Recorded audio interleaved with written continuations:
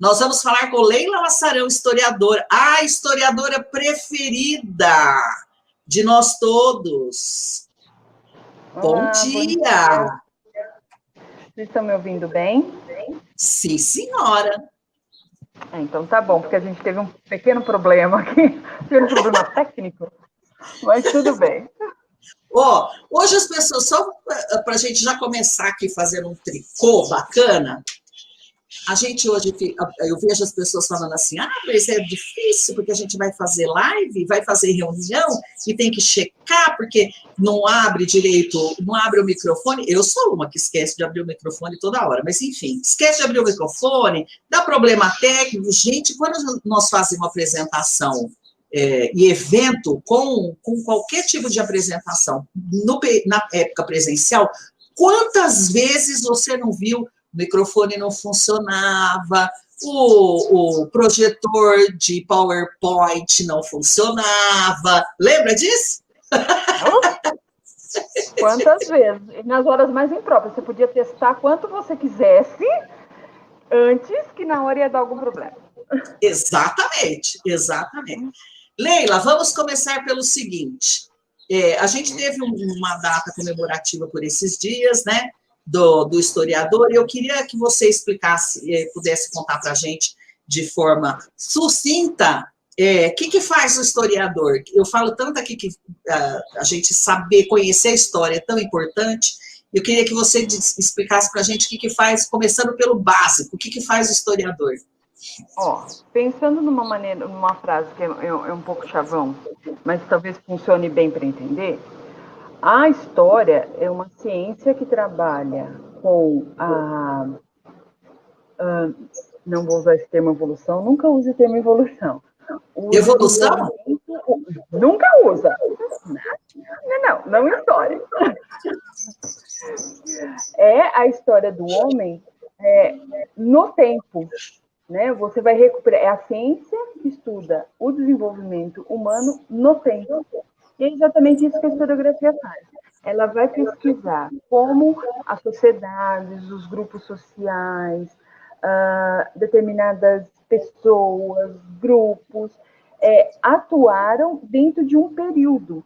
Quando a gente fala tempo aqui, a gente está falando de um tempo duração, e não um tempo data. É muito comum as pessoas, aí fica aquelas piadinhas, né, de perguntar as datas mais esdrúxulas para os historiadores, como se a gente fosse um grande calendário. E não é exatamente assim. Os historiadores não sabem todas as datas de cor. Para isso que existe consulta. Né? E, na verdade, a gente trabalha com duração, com períodos, com intervalos de tempo, porque, inclusive, o evento data, esta data, ela não é... o evento ele não está inserido só nessa data.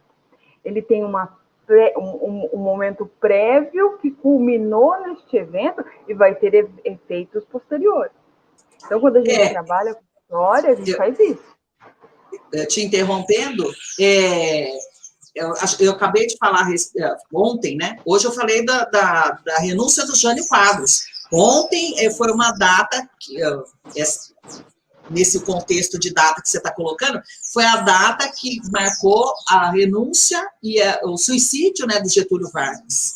Então, são duas datas que começam e que culminaram nesses dias, mas elas começam, o processo, a situação começa muito antes e ainda gera consequências até hoje, né? Sim, até hoje. Na verdade, a figura do Vargas é uma figura ainda muito discutida, tanto na historiografia, como na sociologia, na política. Então, assim, ele é uma figura bastante, como que eu posso dizer,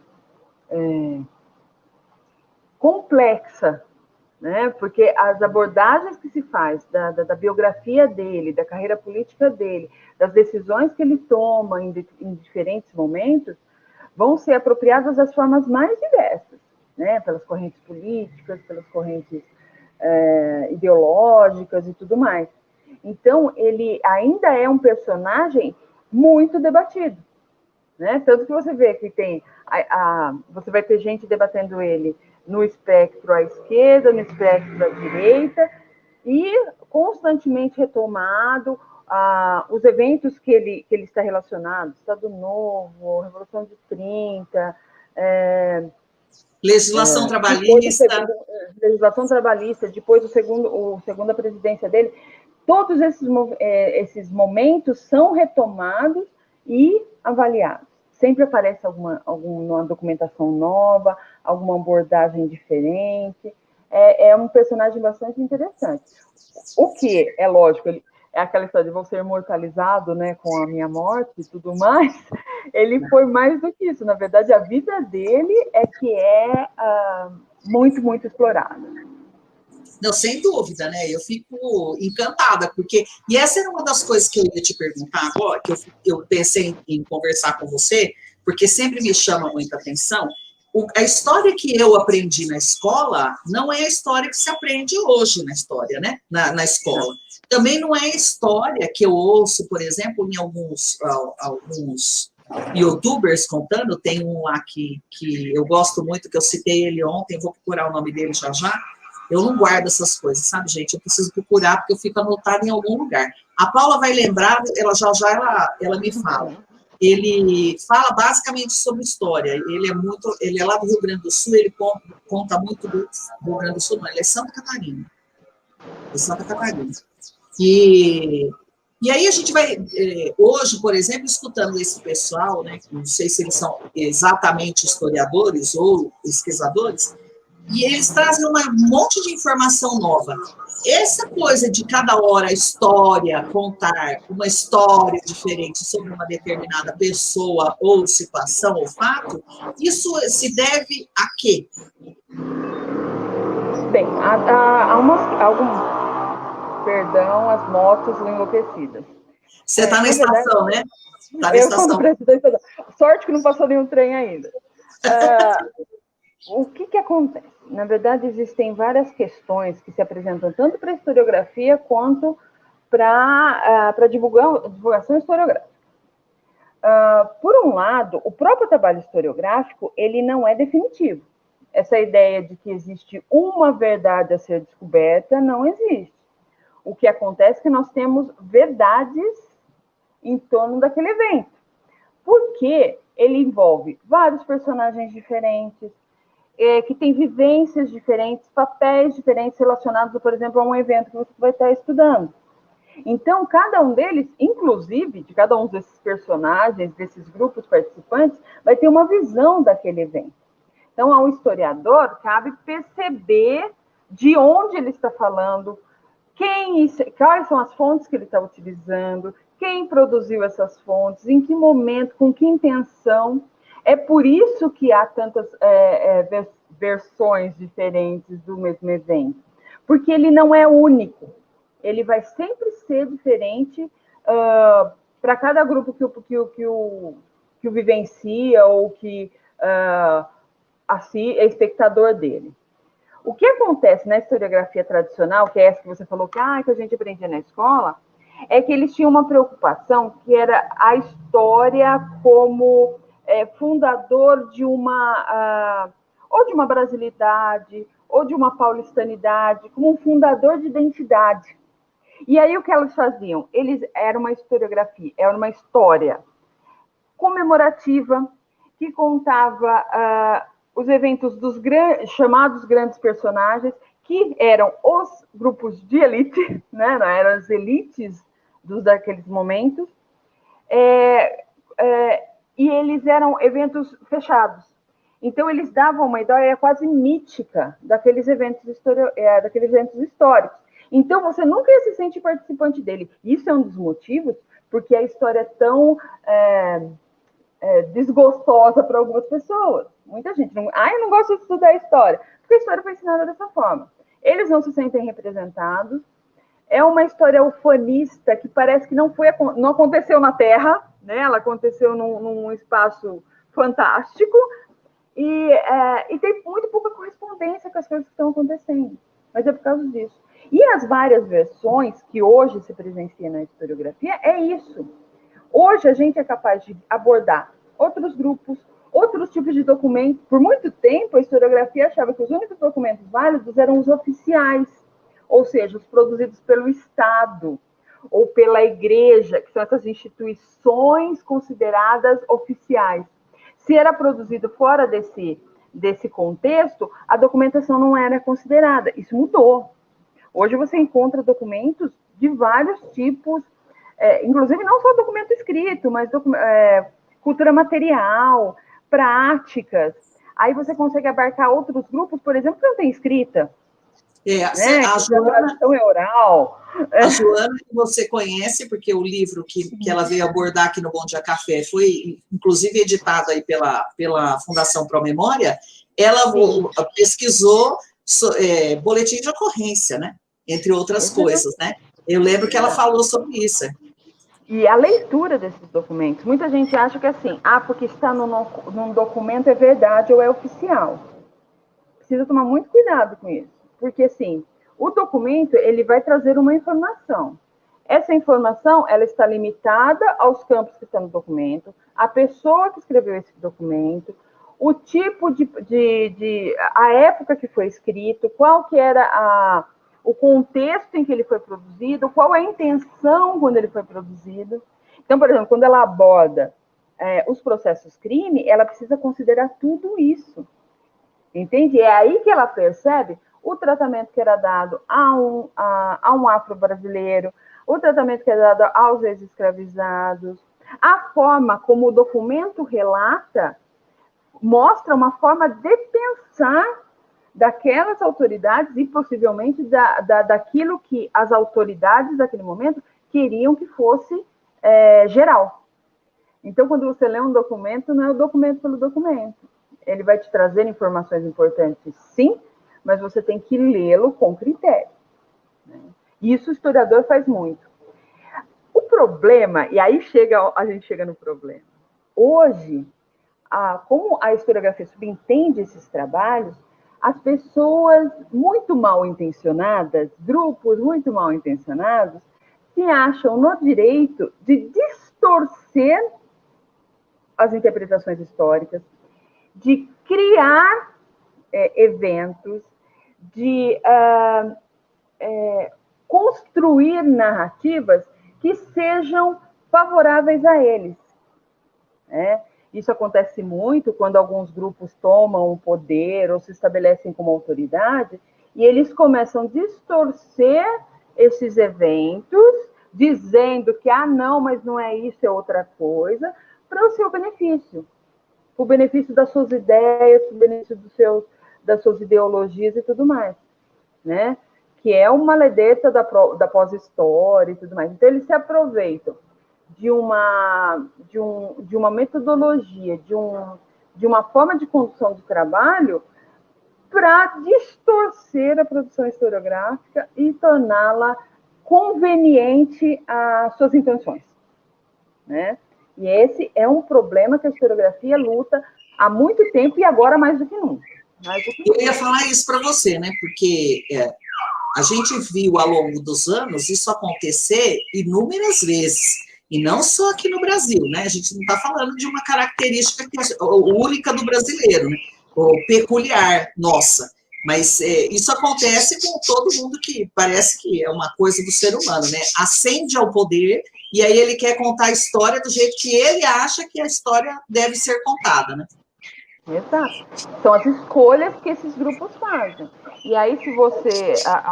É só pensar na Alemanha nazista. Como ela trabalhou, e não me entendam mal, como ela trabalhou bem a construção dos discursos. Ela trabalhou muito bem a construção dos discursos para criar uma realidade em que eles eram superiores, em que eles eram os herdeiros de um mundo idealizado e tudo mais. E eles faziam isso na historiografia. É case de sucesso estudado por todo mundo que quer aprender alguma coisa sobre comunicação, né? A comunicação que hoje os Estados Unidos faz e que é uma comunicação que todo mundo busca fazer igual, né? Ela foi baseada nessa comunicação desenvolvida pelos nazistas, porque ela foi absolutamente eficiente. Tudo bem que foi eficiente para o mal, mas que ela foi eficiente, ela foi, né? Falando em comunicação eficiente, eu vou entrar numa outra questão que você deve adorar falar sobre isso. A novela de época, ela mais ajuda ou mais atrapalha? E veja lá como você vai falar, porque eu amo uma novelinha de época, adoro. Então, seguinte, eu não assisto novela, então eu não sei muito bem como que é. Mas o que eu já assisti de novela, mesmo produções, é a ideia, porque assim, essas produções, elas têm uma preocupação do entretenimento, da construção de uma narrativa poética, e criar personagens, os bonzinhos, os mauzinhos, né? Criar uma dicotomia nessa história, e se tudo for bem, e o bonzinho ganha no final e tudo mais. Quando eles tentam utilizar eventos históricos nesse processo, sim, eles criam muitos problemas. Porque ao você engessar o personagem em ele é bonzinho ou ele é mau, esse é certo e esse é errado, você... e a forma como você apresenta ele mesmo, o personagem, a aparência e tudo mais, você cria uma ilusão na cabeça das pessoas. As pessoas começam a achar que aquilo é verdade. Eu lembro que uma vez eu vi hoje em dia, falar se estava na internet é verdade, também a outra máxima também vale. Se está na novela é verdade. Se está na TV é verdade. Não necessariamente. Uma personagem que é muito complicada, coitado Machado de Assis. O Euclides da Cunha, da sériezinha da TV. Tarcísio Meira, lindo, maravilhoso, que Deus o tenha. Fazendo aquele personagem, né, todo assim. Vítima da história. Exato, e não é bem assim. Dom Pedro I, Dom Pedro II, há toda uma romantização existente nessas novelas, e quando transportadas para a historiografia, elas não encontram eco. E ao não encontrar eco, as pessoas ficam ofendidas. Porque a gente fala, não é bem assim, esse personagem é romantizado. Existem várias questões aqui que vocês precisam considerar, tá? Neste contexto, ele não é tão bonzinho assim, ele é só um homem do seu contexto. Pedrão... Quando eles falam, por exemplo... O Pedro está colocando assim, ao reinterpretar os fatos históricos, esses agentes criam eventos baseados na sua subjetividade, criam sua história própria. Não é a própria história, né? A história própria, bem colocado. Exatamente. E eles acham que você apontar o que está incorreto, ou você apontar o que não é tão bonito naquela história, você está... você não pode fazer isso. As pessoas não concordam que você apresente, que nem tudo são flores. Aí você é acusado de várias coisas, com vários nomes interessantíssimos, que não tem nada a ver, porque as pessoas não sabem o que significam os nomes. Existe uma frase que é muito comum nas pessoas, que me irrita potencialmente ouvir. Aliás, eu estou numa fase iconoclasta de derrubar várias frases. Uma delas é o resgate da história. Quem resgata é bombeiro, tá, gente? A história não é um gato em cima da árvore, tá? A história não é um gatinho em cima da árvore. Ninguém resgata a história, nem o corpo de bombeiros. Nem o corpo de bombeiros. A história não é um gatinho em cima da árvore. A outra coisa é essa questão das datas, e outra assim, fulano ou fulana era uma pessoa à frente do seu tempo. Ninguém é à frente do seu tempo. As pessoas são do seu tempo. O que acontece com alguns personagens é que eles são capazes, eles têm ou a possibilidade ou a destreza de usar melhor dos recursos que ela tem na sua época.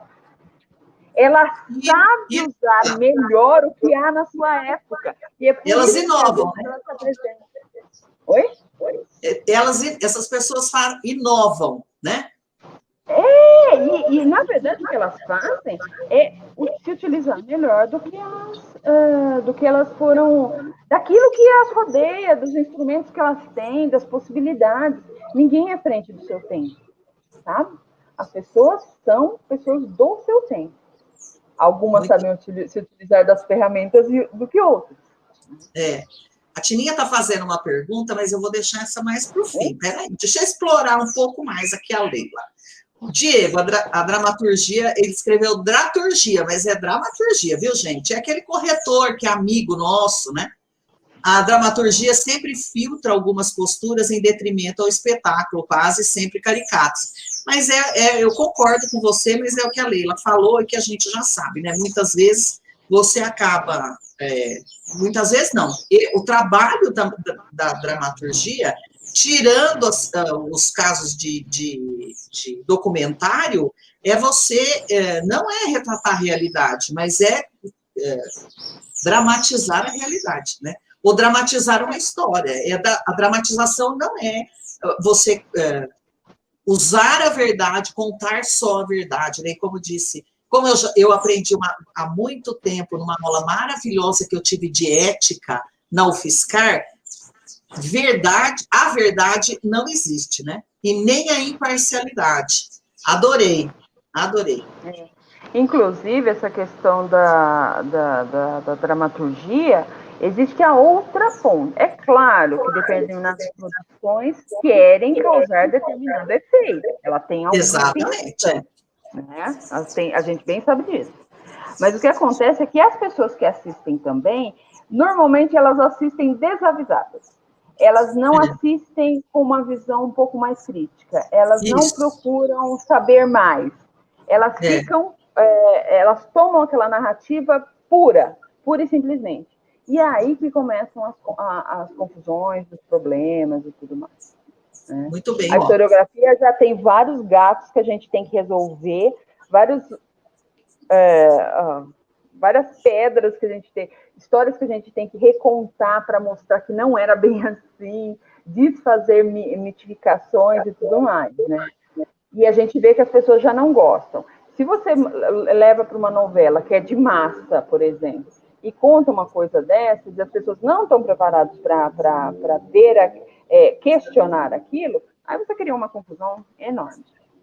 É verdade. Nós precisamos depois, nós duas vamos conversar, porque eu vou explorar você mais à frente um pouco, não hoje, mas um outro dia. Nós vamos combinar isso mais fora aqui. No WhatsApp nós vamos combinar isso direito. Porque eu quero muito que você fale a respeito desses mitos da fundação dos primeiros anos de São Carlos. Porque a gente tem uma imagem entre a sociedade que é muito maluca, né? Eu participei uma vez de uma conversa com o pessoal que trabalha com economia circular agrícola, e aí a visão deles de onde começou a cidade, como que foi a fundação da cidade, foi bem maluca. E eu falei assim, eu não sou especialista nisso, eu só vou dizer que eu acho que eles não estão com a informação correta. E encerrei a conversa, né, porque é complicado, né? Você sabe que jornalista é especialista em coisa nenhuma, né? A gente só vai descobrindo umas coisinhas. Eu vou aproveitar agora, olha, a Tininha está pedindo para perguntar para você, eu vi essa postagem ontem. Tem uma postagem rodando no Facebook dizendo que roubaram a placa lá da estação. Não, a gente já lançou um comunicado, porque a gente viu que as pessoas não estão entendendo o que está acontecendo. Essas placas realmente foram retiradas, elas hoje estão guardadas na Reserva Técnica do Museu de São Carlos, e está sendo estudada uma nova forma de instalação, porque tentaram tirar uma das placas, só que essas placas, elas estão praticamente chumbadas na parede, você não tira facilmente. Não é tão simples, né?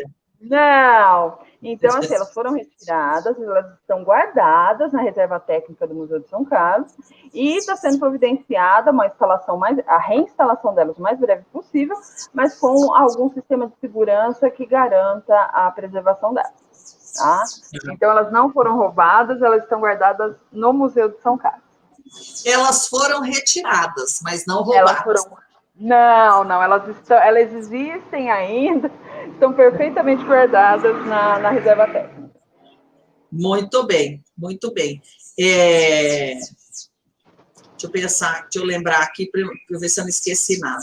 Ô, Leila, Agora uma prestação de serviço, né? Já a fundação já está aberta, o museu está aberto já ou ainda não? Vocês ainda não estão podendo? A Fundação Pro Memória está funcionando, ela funciona de atendimento ao público das 9 ao meio-dia e das 13 às 17. No caso do atendimento presencial, ainda deve ser feito agendamento, tá? Prévio. Os canais de comunicação da Pro Memória estão disponíveis no site da instituição, ou mesmo nas redes sociais da Fundação Pro Memória de São Carlos. O arquivo, então, está atendendo dessa forma, mas atende principalmente por telefone e por e-mail, que tem sido, talvez, a forma mais segura e mais tranquila de fazer o atendimento. O Museu de São Carlos continua fechado, por um lado, por conta da pandemia. A gente precisa lembrar que o Museu de São Carlos não tem um espaço tão grande assim, então a recepção de visitantes vai precisar ser muito controlada. Então, o museu ainda está fechado. E, no segundo ponto, o museu está passando pela reformulação da sua exposição de média duração. A Somos Esporte foi desmontada e a gente está fazendo o trabalho para a montagem da próxima exposição, que chama Labora, a História do Trabalho em São Carlos, que nós esperamos que esteja disponível à visitação a partir de 22, né? E é exatamente isso que o museu tem feito agora. Nós estamos, por exemplo, fazendo a limpeza e pintura das paredes internas, depois que foi retirada a outra exposição. Depois vem a parte elétrica, depois tem a montagem de paredes e tudo mais. Então, esse processo está sendo feito agora. É bom saber que vocês estão aproveitando bem esse período de pandemia, né? Sim, a gente não parou de trabalhar. As pessoas têm uma ideia muito estranha, mas a gente não parou de trabalhar em momento algum. Na verdade, eu voltei a trabalhar em junho e não parei mais. E tem muito trabalho. Tem bastante trabalho sendo executado. Algumas coisas estão acontecendo. Não acontecem mais da forma como acontecia antes. A pandemia impôs essas coisas para a gente. Mas elas continuam acontecendo. Tanto que na próxima, de 7 a 10, a gente vai ter a semana virtual de ferromodelismo, porque a gente não consegue fazer o encontro, né? Por motivos óbvios, o encontro não vai acontecer. Então, a gente que é a coisa mais linda, o encontro de ferromodelismo é muito legal. Isso, e atrai um público diverso, não só da cidade, mas de outras cidades, de outros estados, de outros países. Esse é um evento muito, muito bem sucedido. Mas a pandemia pôs um freio nele, ele já não aconteceu ano passado, esse ano não tem condições de acontecer, então a gente vai fazer uma semana virtual, inclusive porque a gente pensa que é um momento de fazer algumas homenagens de pessoas que foram muito importantes para o ferromodelismo na cidade e que faleceram este ano. Então, assim, era importante fazer esse marco. Tá, muito bem. Leila, querida, você viu, né? A Tininha já pôs aí uma mensagem para você, eu acho que ela resumiu bem, ó. Leila, você é um espetáculo. Muito obrigada. Tem torcida organizada para Leila. Vocês estão pensando que é só isso, né? Isso, ela tem fã-clube, exatamente. Leila, eu agradeço muito, muito, muito essa introdução aqui, né? Porque foi só uma introdução. Eu que agradeço o convite. Que foi bem legal. Acho que dá para ver um pouco a respeito, entender um pouco por que é tão importante a gente conhecer a nossa história, ou conhecer um pouco das informações que a gente tem a respeito da nossa história, para entender também a situação que a gente vive hoje, né? Acho que é sempre importante isso. Mas voltaremos mais vezes com você para falar sobre os fatos históricos, né? E esclarecer sempre alguma coisa que eu acho bem importante isso, tá bom?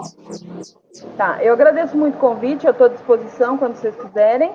E vamos fazer sim, vamos fazer outras conversas que eu acho que é importante. Isso, joia. Tá bom. Obrigada, viu, querida? Bom dia para você. Bom trabalho. Também para todo mundo. Tchau. Tchau.